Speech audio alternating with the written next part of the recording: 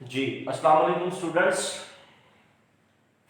आज 10th class physics का हमारा lecture number 5 unit number 1 simple harmonic motion and waves. तो इंशाल्लाह आज हम अपना सिंपल हार्मोनिक मोशन जो सा है इसे कंप्लीट करेंगे।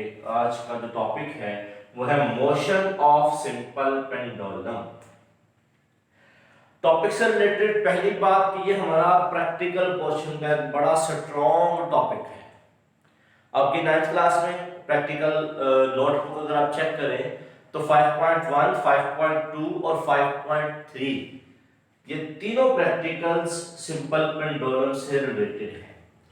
तो यहाँ पे as a long question important है और 9th क्लास की प्रैक्टिकल कॉपी के लिए ये इंपॉर्टेंट आर्टिकल है। जी तो हम डिस्कस करते हैं सिंपल पेंडुलम के सिंपल पेंडुलम कैसे जो सा है वो सिंपल हार्मोनिक मोशन रखता है। हमने सिंपल हार्मोनिक मोशन की बेस पढ़ी थी वाइब्रेटरी मोशन।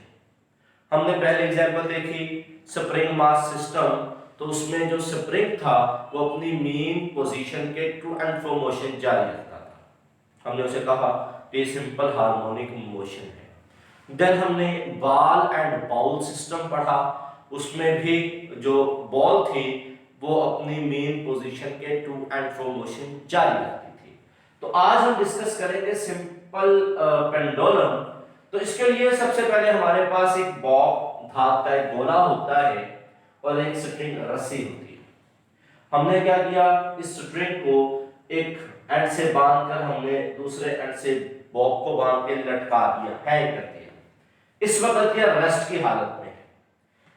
इसकी इस पोजीशन को पॉइंट ओ, मैंने नाम दोबारा रिपीट कर रहा हूं, रेस्ट की पोजीशन में है तो इसे हम मेन पोजीशन भी कहते हैं, इनिशियल पोजीशन भी कहते हैं, रेफरेंस पॉइंट कहते हैं, ओरिजिन भी कहते हैं और देन वर्टेक्स भी कहते हैं। अब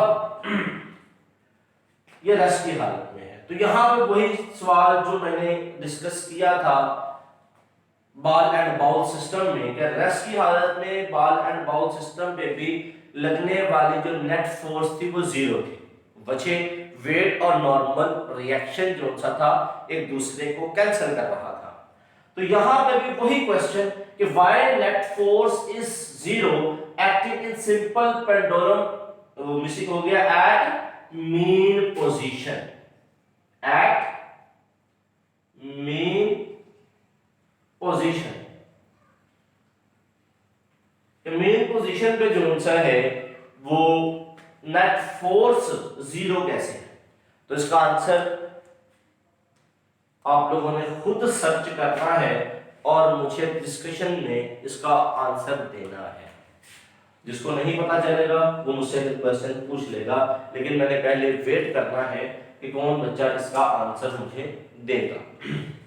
मेन पोजीशन अमल कर रही है एक वेट डाउनवर्ड डायरेक्शन में which is called W is equal to mg formula, और फेंकने वाली डोरी की टेंशन, टेंशन वाला आर्टिकल आपने चैप्टर नंबर 4 में 9th क्लास में डिस्कस भी किया था।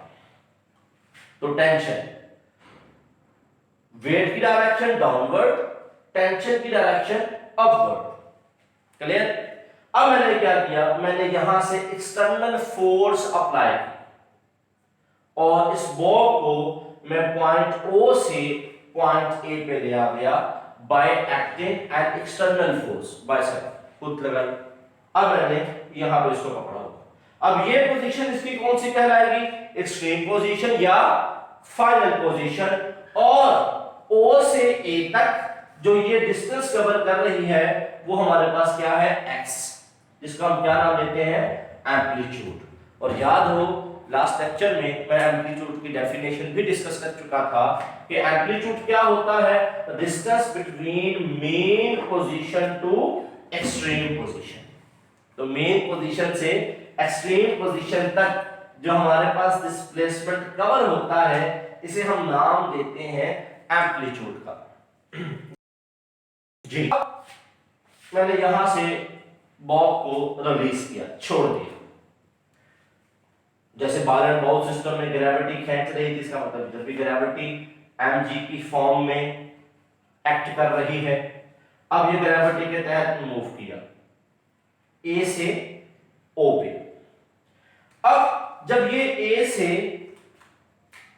मूव करता करता O तक पहुंचा और O पे रुका नहीं due to the force of inertia, कहां गया? अदर साइड, पोजीशन B की तरफ। फिर B पे पहुंचा, रुका, रुकने के बाद दोबारा मूव किया, B से कहां आया? O। देन O पे इनर्शिया की वजह से नहीं रुका, कहां गया? A पे। देन A से O, O से B। तो ये बॉडी अपनी मूवमेंट जारी रहती है। अब मैंने जब इस पे एक्सटर्नल फोर्स अप्लाई की और पॉइंट O से A पे ले गया, इसका एंगल चेंज हुआ, लेट्स सपोज वो एंगल हमारे पास थीटा है।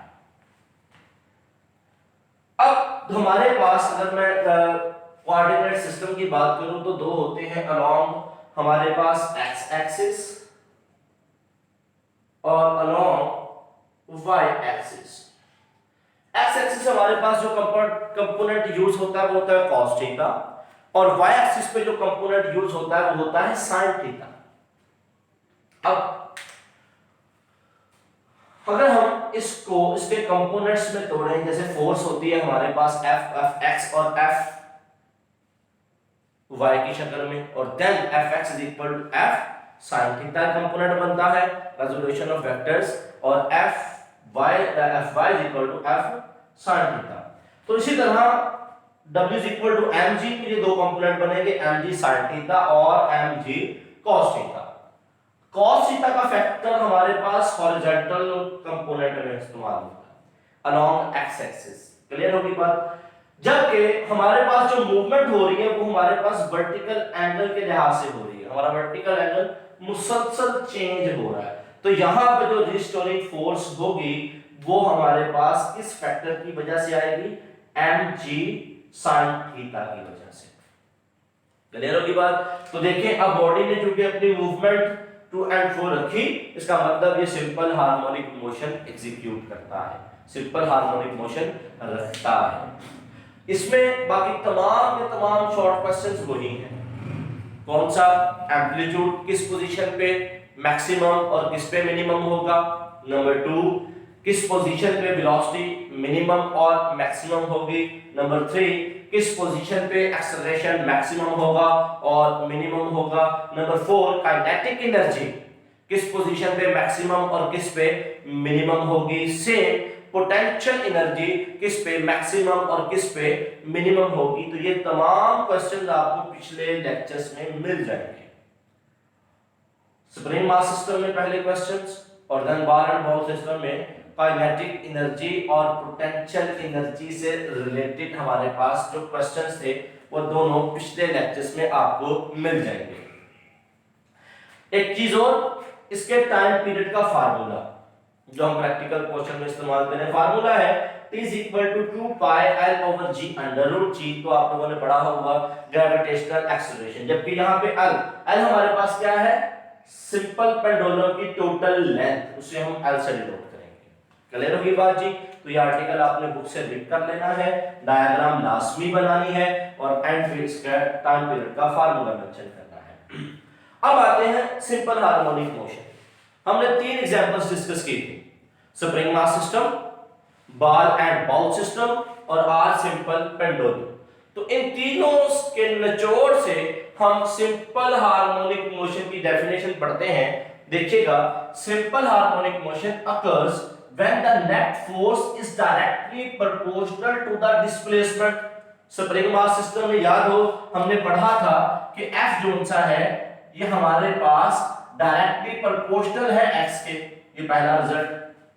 बॉल एंड बाउल सिस्टम में भी अगर मैं यही बात करूं तो हम जितनी फोर्स लगाएंगे बॉल उतना ऊपर जाएगा, फोर्स बढ़ाई डिस्प्लेसमेंट बढ़ा।